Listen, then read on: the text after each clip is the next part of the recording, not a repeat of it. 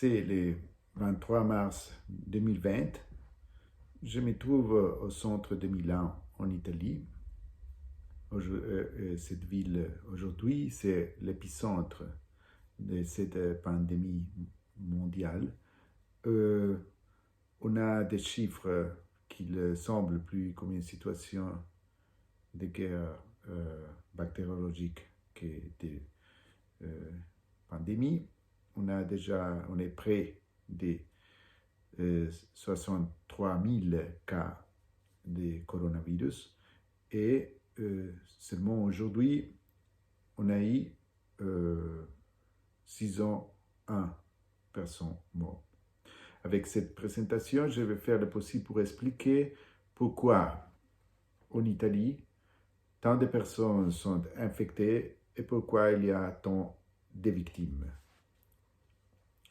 Alors, on commence pour dire que pour pouvoir faire ce type de présentation, on doit explorer un groupe de spéculations et 3 groupes avec des réalités. Les groupes de spéculation sont seulement des spéculations, mais on doit les considérer.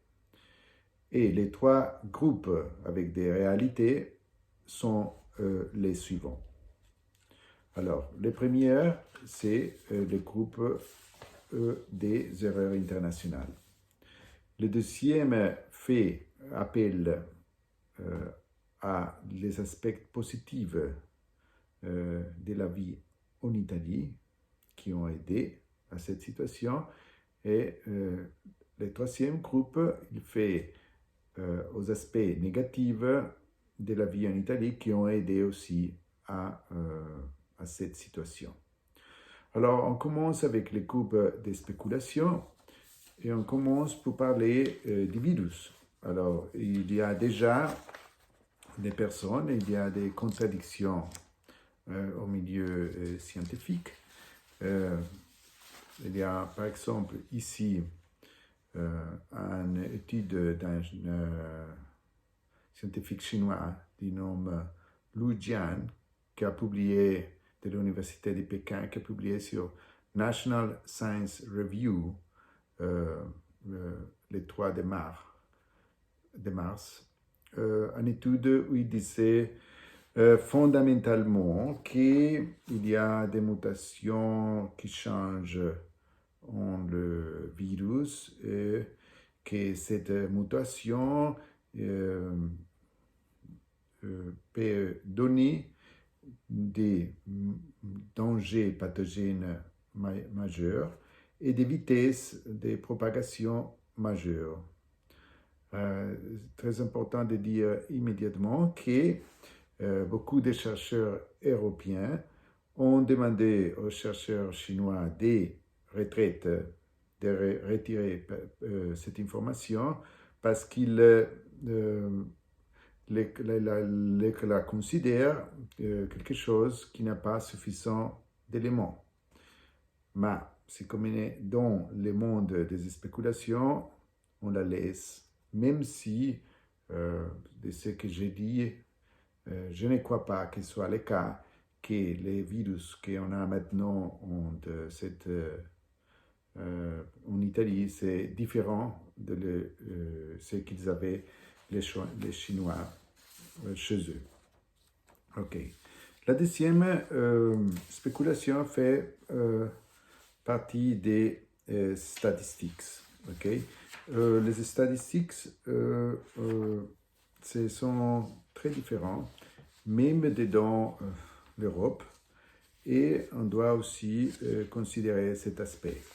Comme ils sont mesurés les choses, c'est clair qu'on a une terrible situation d'émergence, mais ce n'est pas clair. Par exemple, le fait de l'Italie, maintenant, c'est, comme on a dit, au-dessus des 60 000 cas, avec plus de 6 000 morts. En même temps, l'Allemagne, il a presque 30 000 cas et il y a seulement 118 décès. Ça, ce n'est pas clair, assez sûr qu'il faut voir comment ils ont fait les statistiques. Ce que je dis aussi, c'est que, par exemple, en Italie, on ne fait pas distinction si le décès s'est passé par le coronavirus ou avec le coronavirus. Les Allemands, il semble qu'ils font une distinction de ce type. Mais aussi si c'est une partie du cadre qu'on doit tenir en considération. Il y a un autre aspect des statistiques qui fait regard aux statistiques chinoises. Et si on voudrait être sûr qu'on a obtenu toutes les données qu'il faut des parties des Chinois parce qu'ils sont précises et suffisamment complets. Parce que si on compare les statistiques chinoises avec les statistiques d'Italie, on a des différences énormes. Fondamentalement, l'Italie maintenant, comme on a dit, c'est autour de 60 000 cas. La Chine, il a eu 90 cas, 80 cas. Mais ici en Italie, on a déjà presque doublé le nombre de morts si comparé avec les Chinois. Les Chinois, ils déclarent 3250 cas. Il y a des autres aspects à regarder de ces groupes de spéculation que j'ai écoutés et on parle par exemple de la situation qui se passe en Italie, que les gens ils n'utilisent pas la vacune contre la grippe.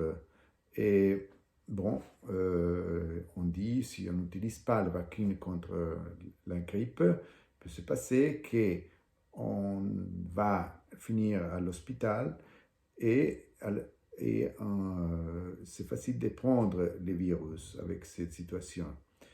Et la dernière, en partie des spéculations, disent que les filtres, ça c'est un journaliste que j'ai écouté, les filtres des hôpitaux, il semble qu'ils ne sont pas en les normes et tout ça. Bon, ce sont des petits détails qui peut-être font partie du cadre et qui vont être en considération. Mais, comme je dis, du principe, ce sont seulement ces spéculations. Maintenant, on entre dans les très différents groupes que j'ai nommés, qui ne sont pas des spéculations, mais sont déjà des données qu'on doit considérer. Ok. Ce sont des réalités qu'on doit considérer. On doit se rappeler que en considérant les différentes études que j'ai lues en ce jour, si une personne prend le virus, on doit avoir 3 facteurs en considération et ils doivent être coïncidents. Un, c'est les caractéristiques du virus qui, comme on le sait, il change continuellement. La deuxième, c'est les caractéristiques des personnes. Pas tout le monde va recevoir de la même façon le virus. Et le troisième, c'est l'environnement. Seulement quand ces 3 choses ils coïncident entre eux, alors on a une personne infectée. C'est pour ça que c'est important d'étudier la situation la plus complète possible. Des erreurs internationales, qu'est-ce qu'on peut dire? Des erreurs internationales, la première, on peut dire que l'a fait le gouvernement chinois parce qu'il n'a pas été transparent et il n'a pas été rapide comme il faisait pour informer le monde de ce qui était en train de se passer et pour informer le monde en temps de ce qui était en train de se passer. Une autre organisation qui malheureusement a été aussi avec la même situation, c'est l'Organisation mondiale de la santé, laquelle aussi il n'a pas été rapide de façon suffisante pour faire savoir qu'est-ce que était en train de se passer, qu'est-ce qu'on devait s'attendre. Et ça a eu des conséquences.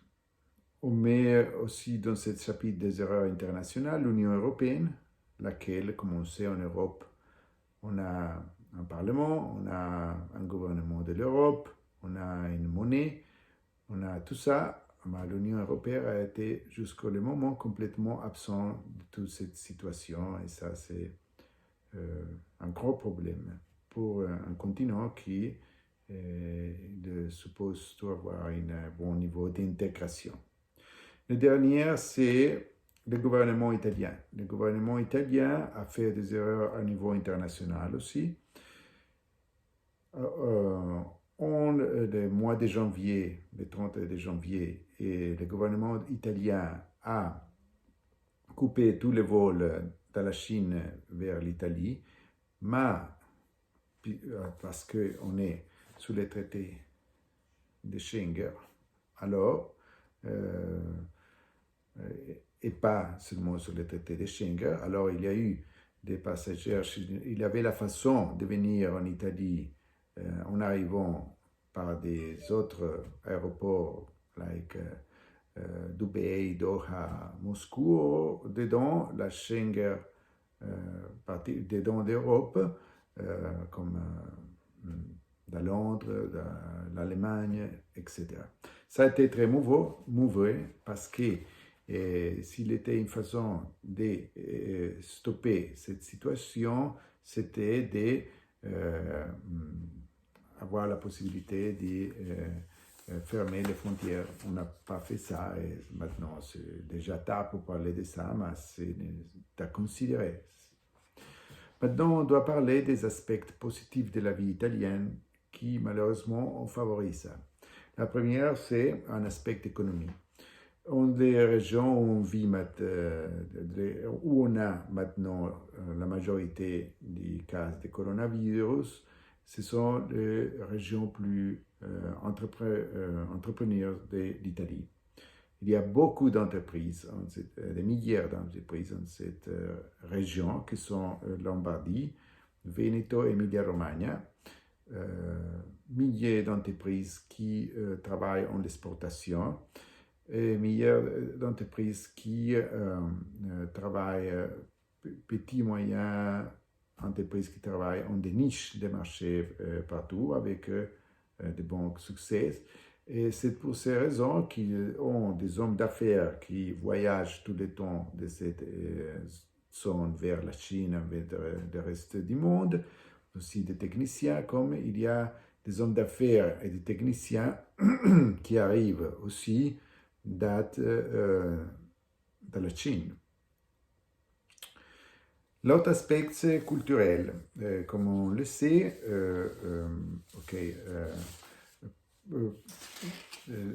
l'UNESCO dit qu'en Italie, on a les plus grandes quantités de monuments, des sites archéologiques en le monde. On a la moitié de tout ce qui est considéré art précieux pour musées, peintures, sculptures, cathédrales et tout ça. Et c'est clair que quand on voyage de Milan vers Venise, qui sont les régions plus intéressées à cette émergence, on voit une entreprise avec, après l'autre, mais aussi on voit à l'autre beaucoup de places pour visiter, et ça veut dire qu'on a du tourisme 365 jours par année. Ça fait que aussi ça va porter beaucoup des Chinois qui sont bienvenus ici, mais qui ont cette situation ils ont par sûr porté le virus dans la Chine.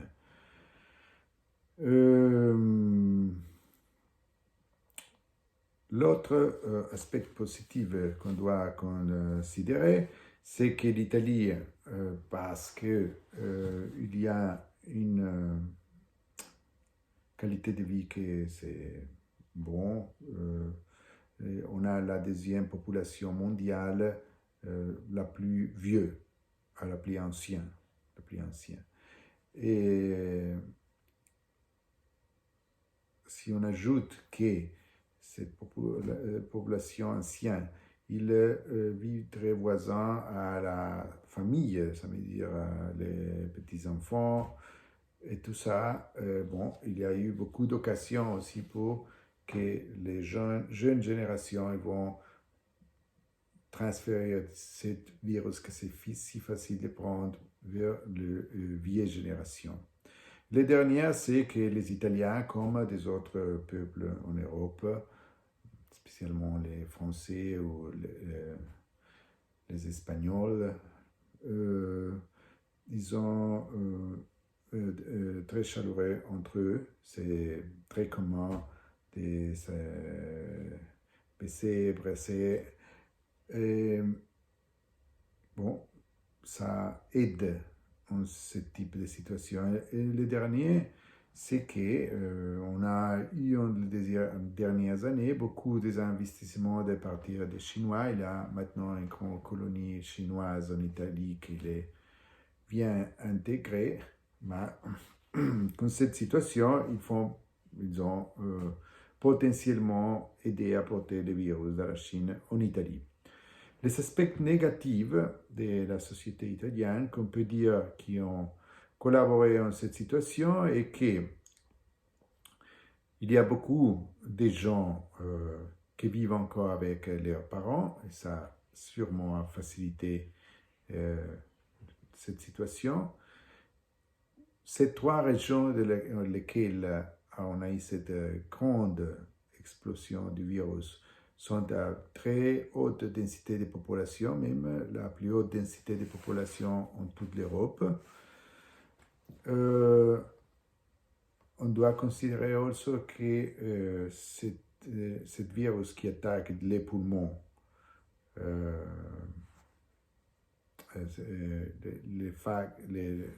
qu'il y a beaucoup de gens, des jeunes ont fumé, il y a encore beaucoup de gens qui fument en Italie, ça peut aider en toute cette situation. Et comme dernière, on doit dire que du point de vue politique, le gouvernement a fait beaucoup d'erreurs en la gestion de cette situation. On comprend que ce n'est pas facile gérer une situation comme cela. Je ne suis pas en train d'accuser aucun. Une chose, c'est de dire des choses ici dans un bureau, une autre, les faire. Ce n'est pas facile en situation d'émergence, mais il y a eu beaucoup de problèmes de communication du parti du gouvernement, et ça a fait créer des paniques avec beaucoup de gens au supermarché en même temps, beaucoup de gens sur les trains, beaucoup de gens sur les routes, et où il y avait le nucléaire de ce qu'étaient les problèmes, il a été exporté du nord au sud du pays avec des conséquences qu'on est en train maintenant de voir. En plus de ça, disons que le gouvernement s'est occupé de donner en grande ligne des politiques, mais ils n'ont pas descendu en les détails des choses.